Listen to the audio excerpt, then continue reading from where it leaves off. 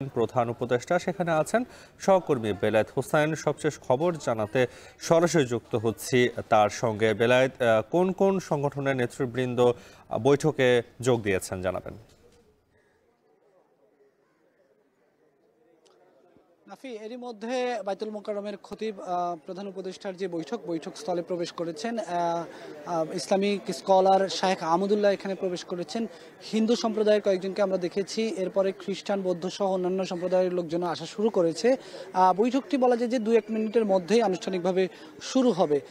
এটি মূলত ভারতের গণমাধ্যমে বাংলাদেশকে নিয়ে অপতথ্য প্রচার, একই সঙ্গে বাংলাদেশের সহকারী হাইকমিশনে হামলার ঘটনা এবং বাংলাদেশে যে সংখ্যালঘু নির্যাতন হচ্ছে বলে যেই গল্প সাজিয়ে গুজব তৈরি করা হচ্ছে, এই 3টি এজেন্ডাকে সামনে রেখেই এই বৈঠকটি অনুষ্ঠিত হচ্ছে। গতকালকেও একই এজেন্ডায় সর্বদলীয় বৈঠক অনুষ্ঠিত হয়েছে।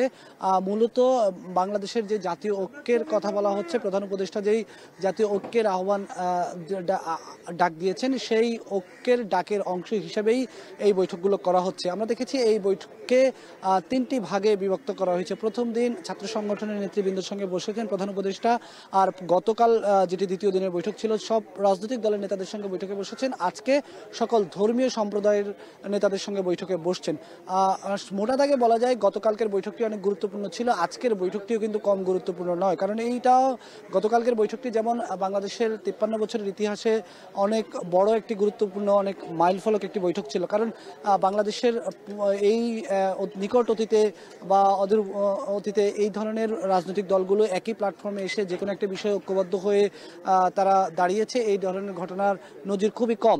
একই সঙ্গে সকল ধর্মীয় সম্প্রদায় এক জায়গায় বসে আজকে যে বৈঠকটি করবে, এই নজিরও কিন্তু বাংলাদেশে খুব একটা নেই বললেই চলে। সুতরাং এই বৈঠকটির উপরে অনেক কিছুই নির্ভর করছে যে আন্তর্জাতিক অঙ্গনে বাংলাদেশ আসলে কী ধরনের বার্তা দিতে যাচ্ছে। গতকালকে তো ভারতীয় আগ্রাসনের বিরুদ্ধে সব রাজনৈতিক দল এক ধরনের বার্তা তারা দিয়েছেন যে কোনোভাবেই ভারতীয় আধিপত্যবাদ, ভারতীয় আগ্রাসন কিংবা ভারতীয় গণমাধ্যমে বাংলাদেশকে নিয়ে যে অপপ্রচার, এটি কোনোভাবেই বাংলাদেশ মেনে নেবে না। এবং সব রাজনৈতিক দল ভারতের বিরুদ্ধে, ভারতীয় আধিপত্যবাদের বিরুদ্ধে প্রত্যেকটি রাজনৈতিক দল জাতীয় ঐক্য গড়ে তোলার ব্যাপারে একমত হয়েছেন। গতকালকের বৈঠক থেকে বলা হয়েছে যে একটি জাতীয় কাউন্সিল করা সকল রাজনৈতিক দল মিলে, এবং একই সঙ্গে সব ধর্মীয় সম্প্রদায়ের নেতাদেরকে নিয়ে আরেকটি কাউন্সিল করার প্রস্তাবও কিন্তু আছে। তো এই সকল আলোচনার মধ্যে আজকের এই বৈঠকটি অনেক গুরুত্বপূর্ণ। এখানে আসলে হিন্দু সম্প্রদায়ের লোকজন বৈঠকে উপস্থিত থাকবেন, বৌদ্ধ, খ্রিস্টান, অন্যান্য ধর্মীয় সম্প্রদায়ের লোকজন উপস্থিত থাকবেন। তারা আসলে প্রধান উপদেষ্টার কাছে কি কথা বলেন, প্রধান উপদেষ্টার সঙ্গে তাদের কি নিয়ে আলোচনা হয়, সেটার জন্য আমরা অপেক্ষা করছি। বৈঠক শেষে তারা গণমাধ্যমের সঙ্গে কথা বলবেন এবং জানিয়ে দেওয়ার চেষ্টা করবো যে আজকের বৈঠকে তাদের সঙ্গে কি আলোচনা হয়েছে।